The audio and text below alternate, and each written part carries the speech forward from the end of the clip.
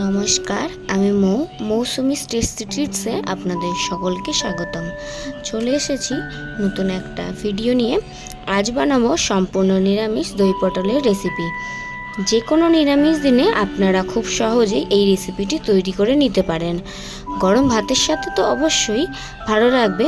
এছাড়া গরম পরোটা, fried rice, পোলাওয়ের সাথে এই রেসিপিটি খুব ভালো লাগে। তাহলে চলুন রেসিপিটি শুরু করা যাক। দই পটল বানাবার জন্য প্রথমে পটলের খোসা ছাড়িয়ে নেব। আমি এখানে একটু খোসা পটলের গায়ে রেখে দিচ্ছি। আপনারা চাইলে এটা চেঁচে নিতেও পারেন। খোসাগুলো ছাড়ানোর পর পটলের দুই মুখ একটা ছুরির সাহায্যে ঠিক এইভাবে চিড়ে নেব। দেখুন, প্রত্যেকটা পটলের দুদিকে আমি এভাবে চিড়ে নিয়েছি। এবার পটলগুলোতে নুন ও হলুদ মাখিয়ে রেখে দেব 10 মিনিটের জন্য।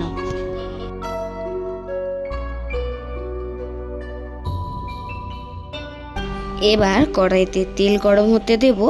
তেল গরম হলে একে একে সব পটলগুলো তেলে দিয়ে মিনিট 4-5 সময় নিয়ে ভেজে নেব।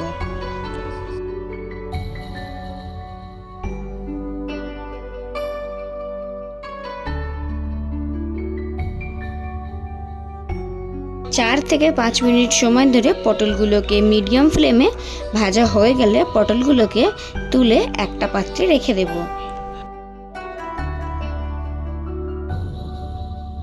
পটলগুলো ভেজে একটা পাত্রে তুলে নিয়েছি। এবার ওই কড়াইতে দিয়ে দেব অল্প পরিমাণ সর্ষের তেল।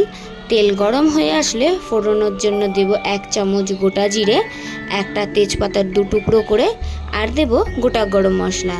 ফোড়নের মধ্যে দেব 1/2 চামচ ঘি দিয়ে 30 থেকে 40 সেকেন্ড ভালো করে ভেজে নেব। ফোড়ন থেকে গন্ধ বেরোলে দেব 1.5 থেকে 2 চামচ আদা বাটা। আদা বাটাও 20 থেকে 30 সেকেন্ড ভালো করে ভেজে নেব, যতক্ষণ না কাঁচা গন্ধটা যাচ্ছে।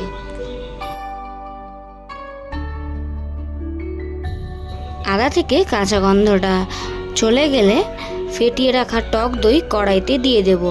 টক দইটা কিন্তু অবশ্যই ফেটিয়ে দিতে হবে, না হলে কড়াইতে দিতে না দিতেই কিন্তু টক দইটা কেটে যেতে পারে। দই ও আদা ভালো করে কষানোর পর লঙ্কা গুঁড়ো 1 চামচ, হলুদ গুঁড়ো 1 চামচ দিয়ে মশলার সাথে ভালো করে মিশিয়ে নেব।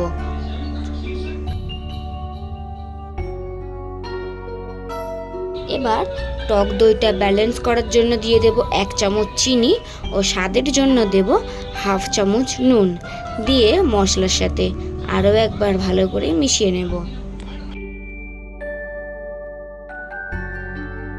মশলা থেকে তেল ছাড়া শুরু করলে 10 থেকে 12টা কিশমিশ মশলার মধ্যে দিয়ে নাড়িয়ে চাড়িয়ে নিয়ে সামান্য জলও দিয়ে দেব। 12টা কিশমিশ দেওয়ার পর মশলাটা আরও 2 থেকে 3 মিনিট কষিয়ে নিয়েছি।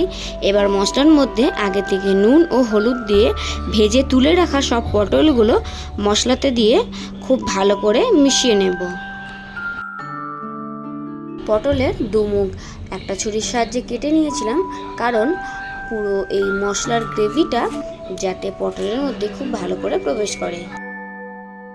এবার 1/2 কাপ জল দিয়ে 4 থেকে 5 মিনিট ঢাকা দিয়ে ফুটতে দেব। 5 মিনিট পর ঢাকা খুলে মশলা মাখা হলে ওপর থেকে 1 চামচ কাসুরি মেথি ছড়িয়ে নামিয়ে একটা পাত্রে তুলে গার্নিশের জন্য ওপর থেকে সামান্য ফ্রেশ ক্রিম ছড়িয়ে সার্ভ করব। তৈরি আমার আজকের রেসিপি দই পটল।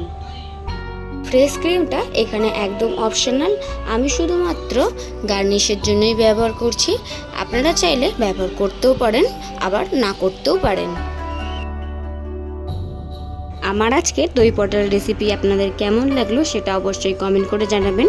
ভালো লাগলে অবশ্যই একটা লাইক করে দেবেন। আমার পরিবারে নতুন হলে চ্যানেলটি সাবস্ক্রাইব করে পাশে থাকা বেল আইকনটি অন করে রাখবেন, যাতে নতুন রেসিপি আপলোড করলে সেটা আপনাদের কাছে দ্রুত পৌঁছে যায়।